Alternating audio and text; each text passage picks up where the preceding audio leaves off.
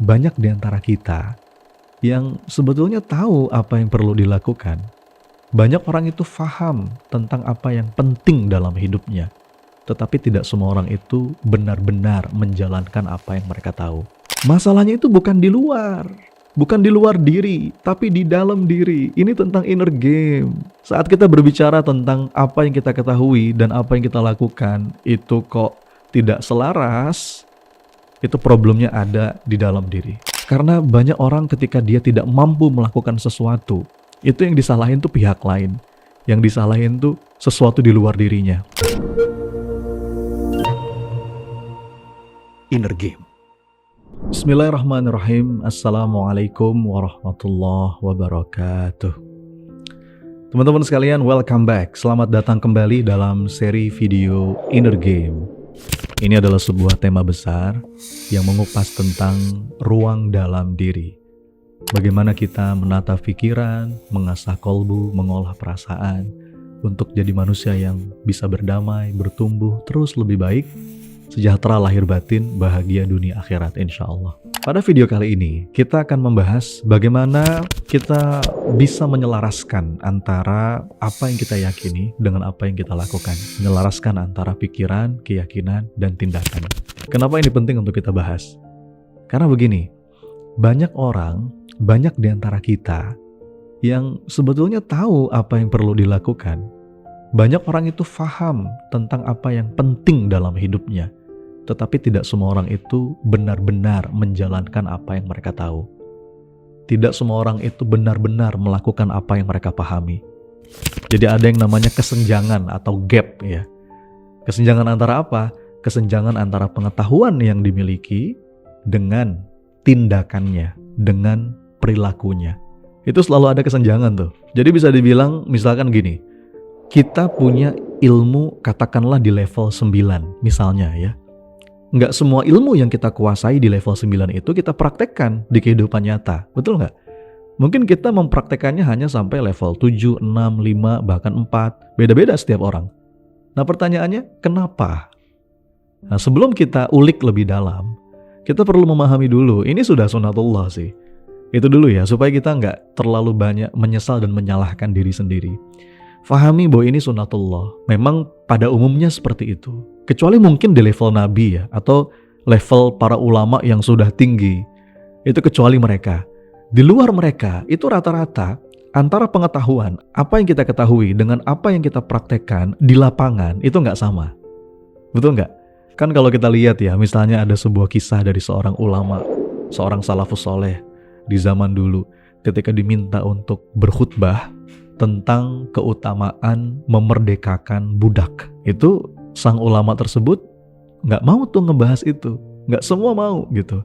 Bahkan ada salah satu ulama yang menunda-nunda membahas tema itu. Jadi ketika diminta untuk memberikan khutbah tentang keutamaan membebaskan budak, dia menunda ya. Diminta pekan ini nanti dulu, pekan depan nanti dulu, terus sampai berkali-kali dia menunda.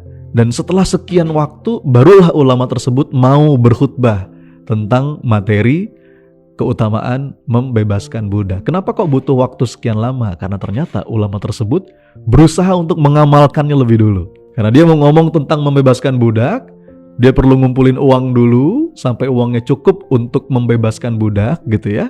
Dan dia sudah amalkan itu, barulah dia berani untuk berkhutbah, untuk cerita, untuk sharing tentang benefit tadi dari membebaskan budak. Kalau kita kan nggak gitu ya.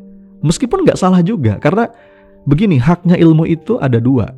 Yang pertama diamalkan dan yang kedua diajarkan kepada orang lain. Jangan sampai dua-duanya ini enggak. Yang jadi masalah itu diamalkan enggak, diajarin ke orang juga enggak. Nah itu bermasalah. Jadi sebetulnya memang tidak salah kalau kita menyampaikan di saat kita belum melakukan. Hanya saja yang paling powerful gitu ya, contoh dari beberapa ulama para salafus soleh itu mengamalkan, menyampaikan apa yang diamalkan. Nah ini mau kita bahas nih. Kenapa sih kita tuh bisa ada kesenjangan antara apa yang kita ketahui dengan apa yang kita lakukan? Dan seringkali berulang-ulang saya sampaikan, masalahnya itu bukan di luar diri, tapi di dalam diri. Ini tentang inner game. Saat kita berbicara tentang apa yang kita ketahui dan apa yang kita lakukan, itu kok tidak selaras, itu problemnya ada di dalam diri. Kenapa ini saya sampaikan di awal? Karena banyak orang ketika dia tidak mampu melakukan sesuatu, itu yang disalahin tuh pihak lain. Yang disalahin tuh sesuatu di luar dirinya. Kenapa kamu nggak bisa diet? Oh gimana saya bisa diet coach? Saya kan punya anak-anak. Anak-anak tuh pengennya jajan terus. Terus kalau makan suka nggak habis, saya yang ngabisin. Nyalahin anaknya. Nyalahin pihak lain. Kenapa kamu nggak olahraga? Ya gimana saya nggak punya membership gym. Anda bayangkan membership gym yang disalahin. Kenapa kamu nggak lari pagi? Saya nggak punya sepatu lari. Rumah saya jauh dari lapangan. Rumah saya jauh dari tempat olahraga. Dan sebagainya. Nah kecenderungan orang tuh begitu. Kita sering menyalahkan sesuatu di luar diri. Padahal seringkali yang menghambat kita untuk melakukan apa-apa yang sudah kita ketahui, apa-apa yang baik, apa-apa yang penting, itu bukanlah sesuatu yang ada di luar, tapi sesuatu yang ada di dalam diri. Ini perlu kita sadari teman-teman sekalian. Jadi, orang itu dibagi menjadi dua kelompok. Ini dalam konteks perilaku. Ya. Ada orang-orang yang dikendalikan oleh lingkungan, dan ada orang-orang yang mampu mengendalikan perilakunya tanpa dipengaruhi oleh lingkungan. Kalau kata Stephen Covey itu metaforanya adalah sebuah garis. Ini namanya garis responsibility. Ada orang-orang yang hidupnya itu di bawah garis, ada orang-orang yang hidupnya di atas garis. Nah garis ini apa? Namanya garis responsibility, garis tanggung jawab. Orang-orang yang hidupnya di atas garis adalah orang yang sadar bahwa dia punya kemampuan, punya kebebasan untuk memilih responnya. Apapun stimulus yang terjadi, keadaan, kejadian, dia sadar bahwa dia tetap bisa menentukan perilakunya. Dia bisa menentukan sikapnya. Ini adalah orang-orang yang hidup di atas garis. Orang-orang yang bertanggung jawab terhadap pilihan-pilihan hidupnya.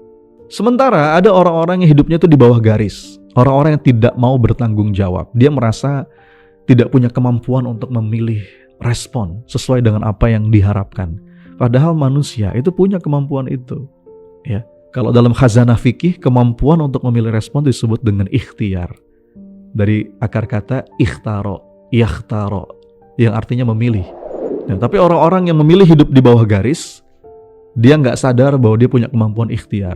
Orang yang hidup di bawah garis ini adalah orang yang punya victim mentality, playing victim, mental korban. Biasanya punya kebiasaan tuh BEJ. BEJ itu apa? B-nya itu blaming, E-nya itu excusing, J-nya itu justifying. Ini kebiasaan orang-orang yang hidupnya di bawah garis. Blaming itu apa? Menyalahkan sesuatu di luar dirinya, nyari siapa yang bisa disalahkan. Hidup saya begini gara-gara dia, hidup saya begini gara-gara pemerintah. Nah, itu namanya blaming. Kalau kita masih punya kebiasaan seperti itu menunjukkan kita hidup di bawah garis. Ada lagi orang-orang yang senang itu excuse. Excuse itu beralasan, banyak alasan. Ya memang kemampuan saya segini, mau gimana lagi? Saya tuh emang gaptek, saya tuh emang gak bisa. Alasan terus. Ada sebuah kutipan, ya, kalimat bijak dari seorang tokoh. Dia bilang begini, kalau mau sukses, tinggalkan alasan. Jadi kalau mau beralasan, tinggalkan sukses. Begitu kan kata para motivator. Jadi excuse tuh kayak gitu, nyari-nyari alasan. Ketika dia tidak mampu melakukan sesuatu, yang dicari alasan. Bukannya belajar, bukannya cari tahu, tapi yang dicari alasan. Memang alasan tuh yang paling gampang untuk dicari. Kalau nyari ilmu kan agak susah ya. Tapi kalau nyari alasan tuh gampang. Dan orang yang hidup di bawah garis tuh senangnya nyari alasan. Lalu yang ketiga, justifying, itu cari pembenaran. Wajarlah dia sukses, dia punya privilege. Wajarlah dia sukses, dia kan deket sama si Anu. Misalkan kayak gitu. Ya dia bisa di titik itu karena dia punya jaringan, dia punya koneksi, dia punya mentor-mentor hebat. Saya ini siapa? Saya gak punya apa-apa. Jadi terus cari pembenaran saat dia melihat orang yang berhasil. Bukannya belajar, bukannya nyari solusi, bukannya berusaha untuk menemukan strategi, tapi justru malah cari pembenaran.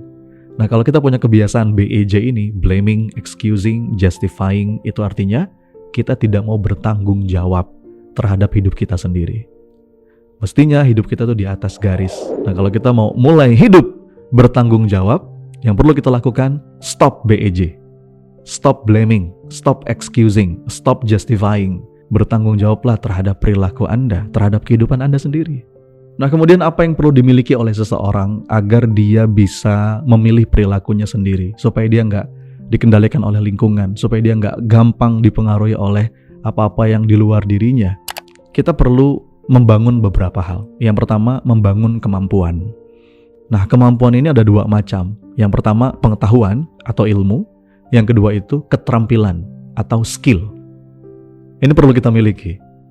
Bedanya apa? Pengetahuan, ilmu dengan keterampilan atau skill. Pengetahuan itu informasi yang dibutuhkan untuk menyelesaikan sesuatu. Itu namanya pengetahuan. Pengetahuan yang dibutuhkan untuk melakukan sesuatu. Itu pengetahuan namanya. Jadi ini informasi. Tapi kalau skill atau keterampilan adalah urutan-urutan untuk melakukan sesuatu itu. Urutan-urutan perilaku untuk menyelesaikan sesuatu dan untuk mencapai sesuatu. Saya ambil contoh, misalkan ada seorang sales. Agar berhasil menjadi seorang sales, ketika ketemu dengan prospek atau calon pembeli yang berbagai macam gayanya, itu kan sesuatu di luar diri kita. Nah, supaya bisa berinteraksi dengan orang-orang yang seperti itu, maka kita perlu punya kemampuan. Balik lagi, kemampuan ada dua. Ada pengetahuan atau ilmu, ada keterampilan atau skill untuk menjual produk yang dimiliki. Yang pertama, punya pengetahuan dulu, produk knowledge-nya, apa yang dijual, informasi tentang produk itu. Misalkan mau jualan suplemen, oke, indikasinya apa, kontraindikasinya apa, siapa yang cocok untuk mengkonsumsi suplemen itu. Nah, tanpa informasi itu, tanpa pengetahuan-pengetahuan itu, kita nggak bisa berjualan secara efektif. Perilaku menjualnya jadi nggak efektif. Jadi knowledge kita perlu punya. Nah, yang kedua, skill. Urutan-urutan perilaku kalau mau jualan. Misalnya apa? Membangun kedekatan, menggali kebutuhan, baru kemudian mempresentasikan solusinya. Kita hubungkan antara kebutuhan dengan produk kita, baru di akhir closing. Nah itu, boleh jadi kita tuh sudah tahu sebetulnya apa yang perlu kita lakukan, tapi kenapa kita nggak bertindak? Karena kita belum punya kemampuan, belum punya knowledge-nya, atau belum sungguh-sungguh membangun keterampilan dan skill-nya. Nah, sekarang muncul lagi pertanyaan berikutnya. Pernah nggak sih kita sudah punya kemampuan nih, ilmunya kita udah punya, skill-nya kita udah bisa, tapi tetap nggak dijalanin, tetap nggak dilakukan? Ada yang kayak begitu? Nah, kalau seperti itu, boleh jadi problemnya adalah keyakinan. Karena keyakinan ini yang mengendalikan kemampuan. Jadi dalam bahasa yang lebih mudah itu, keyakinan adalah seberapa percaya diri kita dengan kemampuan yang kita punya. Banyak orang yang sebenarnya punya kemampuan, tapi dia tidak percaya diri dengan kemampuannya. Jadi banyak orang yang sebenarnya dia mampu, tapi dia itu merasa nggak yakin dengan kemampuan yang dia miliki. Dia tidak pede dengan kemampuan yang dia punya. Nah, ada lagi yang lebih dalam dari keyakinan. Istilahnya identitas atau identity.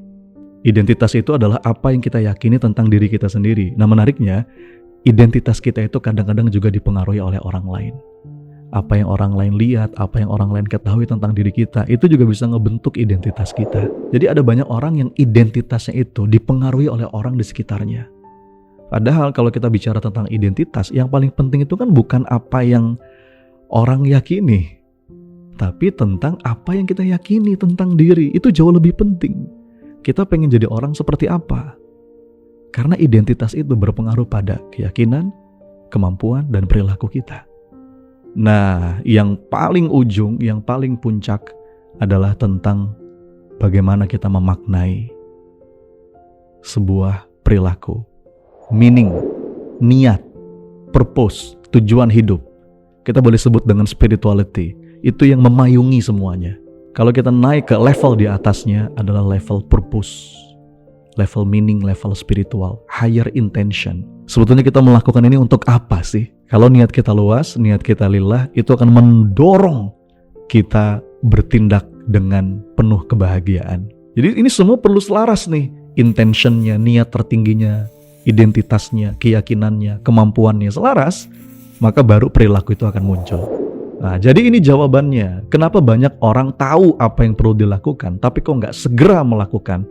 Jawabannya boleh jadi ada yang belum selaras antara perilaku yang ingin dilakukan dengan kemampuannya mungkin, atau dengan keyakinannya, atau dengan identitasnya, cara dia melihat dirinya, atau dengan niatnya, meaningnya, purpose-nya. Ketika yang terjadi nggak selaras, maka perilakunya nggak keluar. Oleh karena itu kita perlu mengidentifikasi, kira-kira mana nih yang nggak selaras, ganjelannya ada di mana. Oh, mungkin saya kurang skill. Ya sudah, perbanyak latihan skill. Oh, saya kurang knowledge-nya. Oke, cari knowledge-nya. Oh, saya punya belief atau keyakinan yang menghambat saya. Maka keyakinan yang menghambat itu perlu kita reframe. Oh, masalahnya di identitas. Kita perlu perbaiki identitas yang selama ini kita yakini. Oh, jangan-jangan intensi atau niat saya yang kurang luas. Luaskan niatnya. Jadi kalau kita sudah tahu ada perilaku yang ingin kita lakukan, tapi kok nggak jalan-jalan, kita identifikasi di mana yang nggak selaras, di level mana. Kemudian kita selaraskan. Oh, berarti saya perlu punya belief seperti ini. Saya perlu punya identitas seperti ini. Saya perlu punya intensi atau niat seperti ini. Karena dengan niat seperti itu akan lebih memudahkan saya dan sebagainya. Dan ini perlu latihan berulang-ulang. Jadi teman-teman sekalian, mudah-mudahan beberapa panduan singkat ini bisa jadi pegangan agar kita punya dorongan untuk terus bertindak dan melakukan apa yang betul-betul kita tahu perlu untuk kita lakukan. Menyelaraskan antara pikiran, keyakinan, dan tindakan. Barakallahu fikum, sampai jumpa di video yang lain. Inner Game.